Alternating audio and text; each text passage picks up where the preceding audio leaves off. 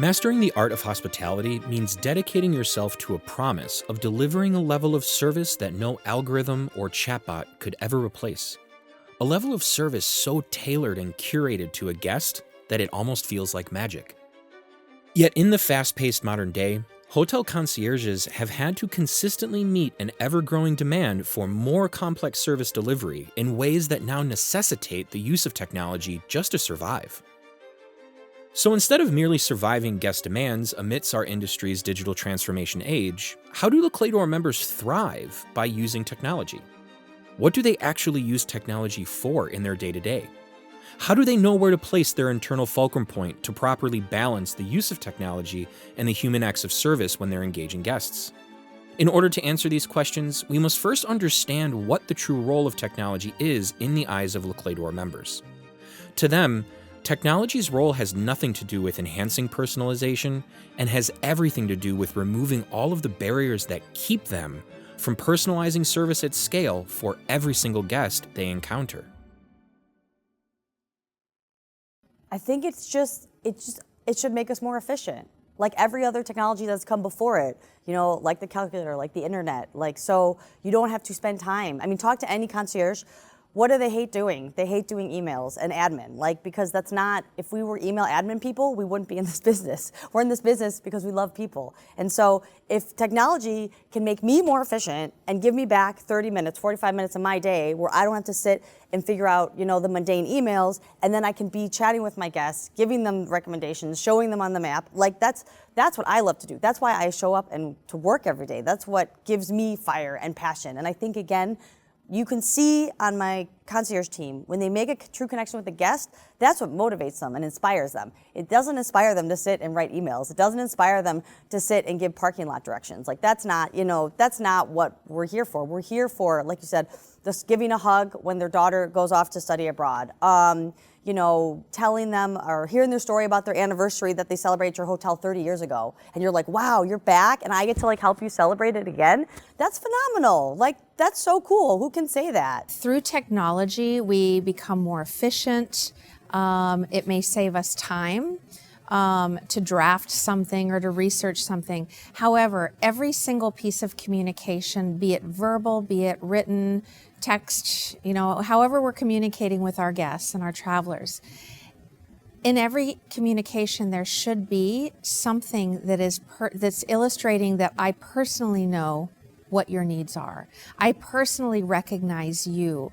I think you need to know how to leverage it to free you up more. I think there's a great use of technology to make me be able to spend more time doing out things. There are many things that we do which detract us from spending time with guests, and there's admin and processes, and that's being laboured on. And I think it's finding that balance to actually use the technology not to give the recommendations, not to give the suggestions, but to free you up. I think that's the real power of it and allow you to be more human. I think looking at the personality side and how you retain that, because it's just complementary, you are still the voice, you are still in control of what those messages are, you are still in control of the experience ultimately that you offer to the guest.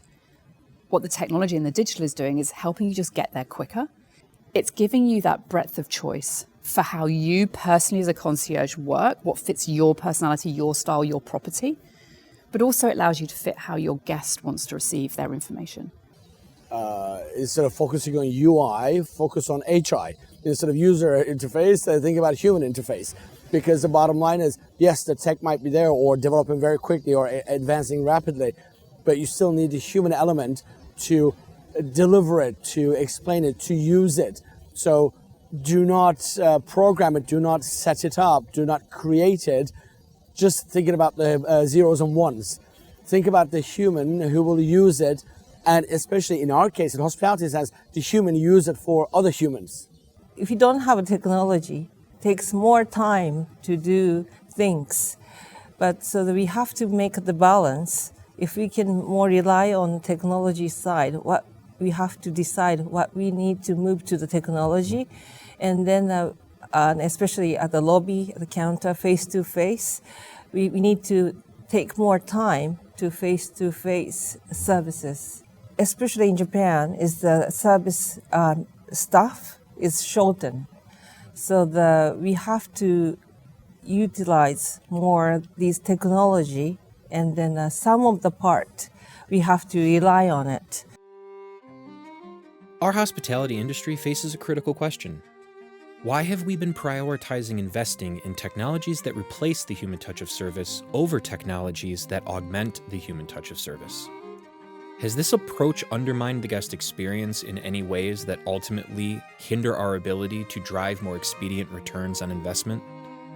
These questions are why forward-thinking organizations like Le Clé d'Or and Forbes Travel Guide have partnered together in challenging the status quo of where hotels invest in the future.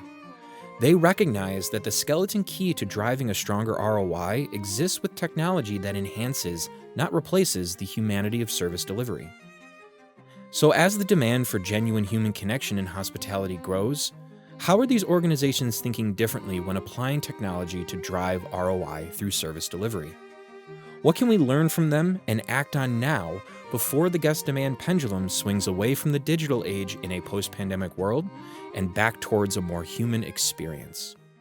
Historically, somebody used to have their own hotel brand, they own the real estate, they manage the hotel and the employees, and so they kind of had this longer term view and investment.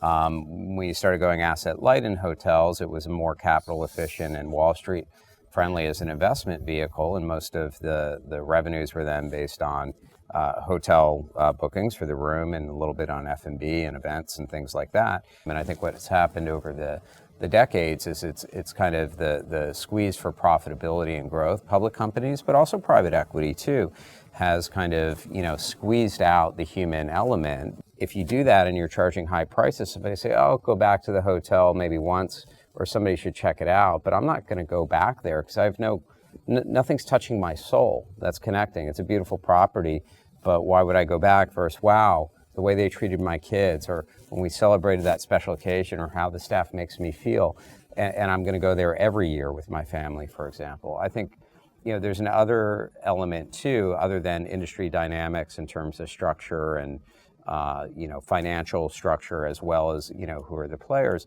which is over time the legacy systems. If you could solve a lot of these problems of, oh man, wouldn't it be great if we could just do X, Y, and Z for the guest or our employees?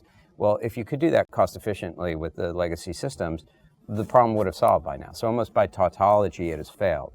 And in more recent years, innovations in technology, API is a product, for example, that enables you to plug into different systems without the same time, cost, risk, intensity that it used to take, enables these kind of solutions in between and new ways of doing things. It's also about to adapt to the new technology coming into the industry, and that's very much into each individual concierge and each individual hotel and each individual hotel brand. It's also how much the brands want to invest in this.